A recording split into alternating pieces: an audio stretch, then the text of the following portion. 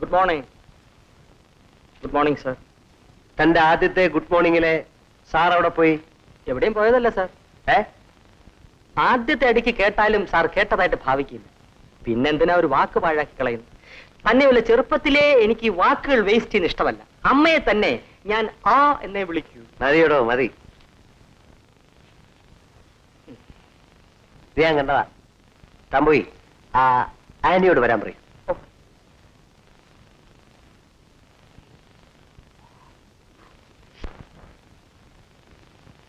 Good morning sir. Morning. അനി, balance sheet ഡൽഹിയിലേക്ക് അയച്ചോ? Auditors ഇങ്ങോട്ട് വരുന്നതുകൊണ്ട് സാർ അയക്കണ്ടെന്നല്ലേ പറഞ്ഞത്? അയച്ചേ. നാളെ പബ്ലിക് ഹോളിഡേ ആണ്. സോ യു ആർ ഫ്രീ അല്ലേ? അല്ല സർ, നാളെ ഞങ്ങളുടെ സോഷ്യൽ സർവീസ് ഡേ ആണ്. ഓ, അപ്പൊ ജനസേവനമൊക്കെ ഉണ്ടല്ലേ?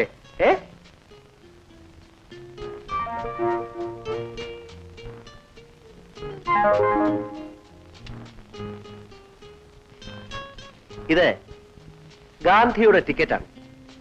ഡൽഹിയിലെ മാനേജർ ഇന്നലെ തന്നെ പോയതുകൊണ്ട് ഒരെണ്ണം മിച്ചം വന്നു. ഇതാനിക്കിരിക്കട്ടെ.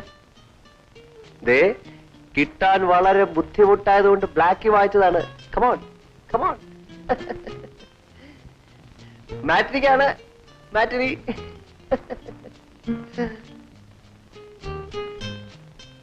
ഇനി പെമ്പറന്തോർത്തിയുടെ ഫോട്ടോ കണ്ടെന്ന് വെച്ച് ഈ പാർട്ടി വളയാതിരിക്കണ്ട.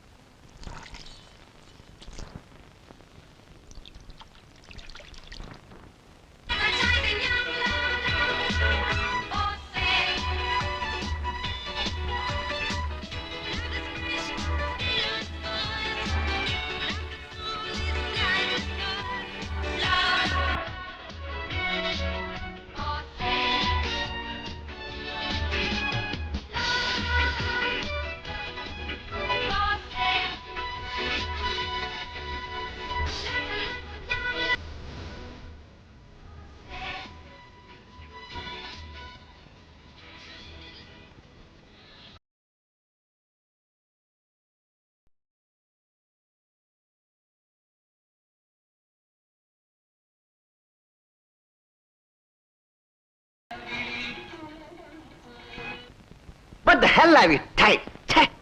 എന്ത് പറ്റി sir? Look, it is full of mistakes. നിറയെ അക്ഷരത്തെറ്റ്. അറ്റ്ലീസ്റ്റ് തരുന്നതിന് മുമ്പ് നിൽക്കുന്ന വായിച്ചു പോയിക്കൂടെ?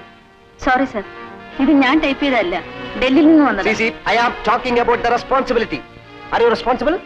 Yes sir. You are not. Are you punctual? Yes You sir. are not. എന്തുണ്ടായെന്ന് പറയൂ സർ. പേപ്പേഴ്സ് എല്ലാം അതാത് ഡേറ്റ്സിൽ അയക്കുന്നു. രാവിലെ കൃത്യം 9 മണിക്ക് വരുന്നു, 6 മണിക്ക് ശേഷം പോകുന്നു. No, no, no. എന്റെ ഓഫീസ് സമയത്തെ കുറിച്ചല്ല ഞാൻ സംസാരിക്കുന്നത്. യുവർ ഇന്റഗ്രിറ്റി, നിങ്ങളുടെ ആത്മാർത്ഥത. നിങ്ങൾക്ക് വേണ്ടി ഞാൻ എത്ര സമയം ആ തിയേറ്ററിൽ വെയിറ്റ് ചെയ്യുന്നറിയാമോ? ഓഹോ, അതാണോ കാര്യം?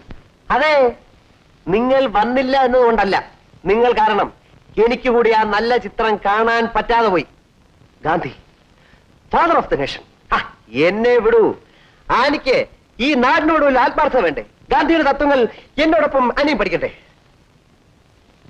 ഞാൻ വരാമെന്ന് പറഞ്ഞില്ലല്ലോ. ടിക്കറ്റ് തന്നു, വാങ്ങി, കാമാക്ഷി വിട്ടു. കാമാക്ഷി, നിങ്ങൾക്ക് വേറെ ആരെങ്കിലും ഇല്ല? Forget it. You collect me hotel Taj.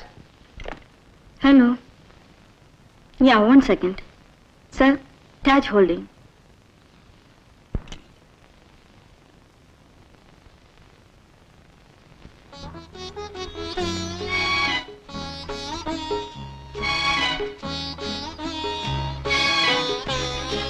എനിക്കും റോസ് വളരെ ഇഷ്ടമാണ്, ചെറുപ്പം മുതൽ. ഇത് വച്ചൂടെ? ഒരിക്കലും മാടാതെ വളർത്തിയതാണ് എന്റെ മനസ്സിൽ.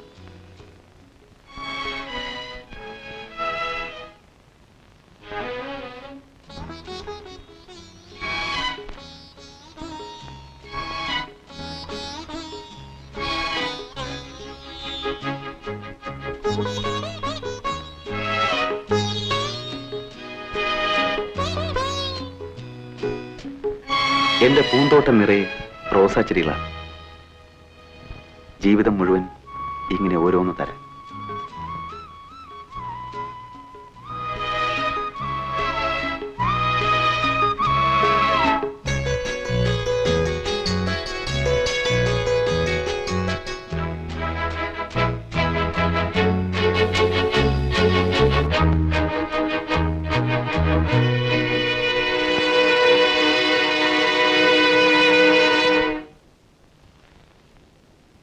കൊള്ളാം, പാർട്ടിക്ക് ഭാവനയുണ്ട്, അതും പൂവിനകത്ത്. പുരുഷന്മാരുടെ ഒരു കാണാപ്പാടമാണല്ലോ ഈ പ്രയോഗം. എങ്കിലും നീ ഇത് വാങ്ങിക്കളഞ്ഞല്ലോടി. നീ ഏറ്റവും ഇഷ്ടപ്പെടുന്ന ഒരു വസ്തു ഒരാൾ തന്നിരിക്കട്ടെ, നീ ആണെങ്കിൽ എന്ത് ചെയ്യും? ഏറ്റവും ഇഷ്ടപ്പെടുന്ന വസ്തു, ഇഷ്ടപ്പെടുന്ന ഒരാൾ എന്ന് കൂടി ചേർത്താൽ ഉത്തരം ഈസി. ഞാനാണേലും വാങ്ങും. എങ്കിലും പെട്ടെന്ന് അങ്ങനെ വാങ്ങാൻ പാടില്ലായിരുന്നല്ലേടി? ഒരിക്കലും പാടില്ലായിരുന്നു. അയാൾ വെച്ച് നീട്ടി, നീ വാങ്ങി. ഇതിലെന്താടി ഒരു ത്രില്ല്? ഞാനായിരുന്നെങ്കിൽ അയാളെ ചുരുങ്ങിയതൊരു 50 പ്രാവശ്യമെങ്കിലും നടത്തി വായി വരുന്നതെല്ലാം പറഞ്ഞ് ആളൊരു പരുവമാവുമ്പോ പതുക്കെ തുടങ്ങും. ആദ്യം ഒരു ചിരി, കിക്കിക്കെന്നല്ല, ചുണ്ടിൽ മാത്രം. പിന്നെ പറയണോ, എതിർപക്ഷത്തിന് അത് മതി. ഊണില്ല, ഉറക്കമില്ല, കുളിയില്ല, ജപമില്ല, കണ്ണിലും മനസ്സിലും ഞാൻ മാത്രം. അങ്ങനെ ആദ്യം നമ്മൾ സ്ത്രീകൾക്ക് ഒരു വിലയുണ്ടെന്ന് വരുത്തുക. പിന്നെ പ്രേമം, വിവാഹം. സമ്മതിച്ചോ? അല്ല, സമ്മതിച്ചോന്ന്?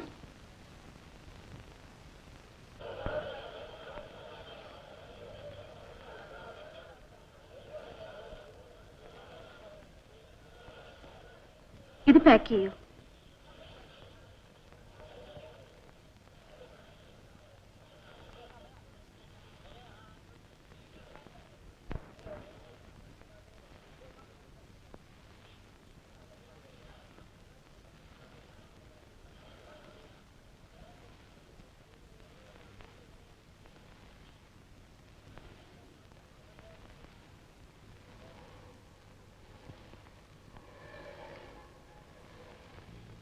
ആരാ ബില്ല് പേ ചെയ്തത്?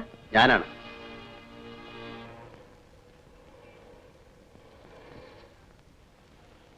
കുറച്ചുകൂടെ അന്തസ്സായി പെരുമാറൂ പ്ലീസ്. എന്തിനാ ഇങ്ങനെ ചൂടാവുന്നേ? ഒരു പൂ വാങ്ങിയെന്ന് കരുതി എന്തു ആകാമെന്നാണോ?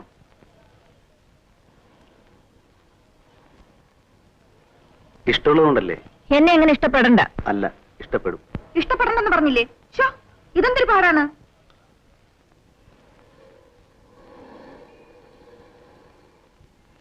അനി അനി പ്ലീസ് ഒന്ന് പതുക്കെ പറ.